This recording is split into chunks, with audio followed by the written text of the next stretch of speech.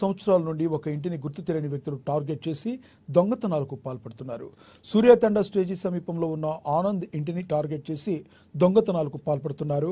2023 సంవత్సరంలో ఇంటి నిర్మాణం కోసం తెచ్చిన ఐరన్ సువ్వను, 2024 సంవత్సరంలో ఇంటి ముందు ఉన్న గొర్రెలను, 2025 సంవత్సరంలో ఒక బైక్ను దొంగతనం చేయడంతో ఆనంద్ తీవ్ర ఆవేదన వ్యక్తం చేశాడు.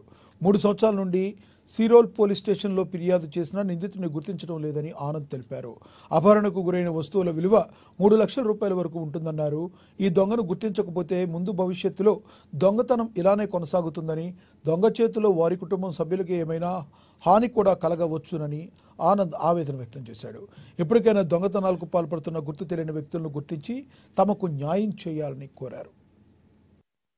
అది మొదలుకోవడం మా ఇల్లు సూర్యతాండ స్టేజ్ మీద ఒకటే ఉన్నది. ఎవరో దొంగ మమ్మల్ని 3 సంవత్సరాల నుంచి టార్గెట్ చేస్తున్నాడు. ఫస్ట్ సంవత్సరం 2023లో ఈ బిల్డింగ్ నిర్మాణం కోసం నేను సలహా తీసుకుంటే 12 క్వింటాల సలహాకు పైగా ₹1,00,000 ఎక్కువ విలువ చేసే గల ఐరన్ని వాడు దొంగతనం చేసిండు.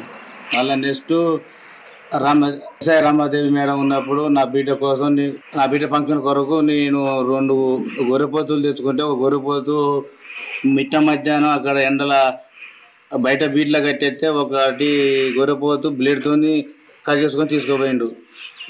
మళ్ళీ ఇప్పుడు మొన్న ఫిబ్రవరి 23వ తారీఖు నాడు నా యూనికాన్ బండు బయట మిరపకాయలు పోసి మా అమ్మ అక్కడ పండుకుందని నేను బండి పెడితే మా అమ్మ పండుకొని ఉన్నాకనే బండి వాళ్ళు ఎత్తుకుపోయారు. ఈ దొంగ కాబట్టి నేను ఇక్కడ ఉండలేను, నేను ఇక్కడ బతకలేను సార్. 2 సంవత్సరాల నుంచి ఆ వస్తువు పోయినప్పుడల్లా సిరోల్ పోలీస్ స్టేషన్లో పిటిషన్ ఇచ్చిన ఉన్న పోలీసు వాళ్ళు వెతుకులాడతారు, దొరకలేదు. తిరుపతి పోయినప్పుడు చెప్పినా వెతుకులాడుతాను, దొరకలేదు అన్నారు. మళ్ళీ ఇప్పుడు కూడా యూనికాన్ పని పోతే వెతుకులాడతాను, ఇంకా దొరకలేదు అని చెప్తున్నారు. ఆ దొంగని పడుకోకపోతే నేను ఇక్కడ ఉండేటట్టు లేను సార్. వాడు కూడా నన్ను బాగా టార్గెట్ చేస్తున్నాడు.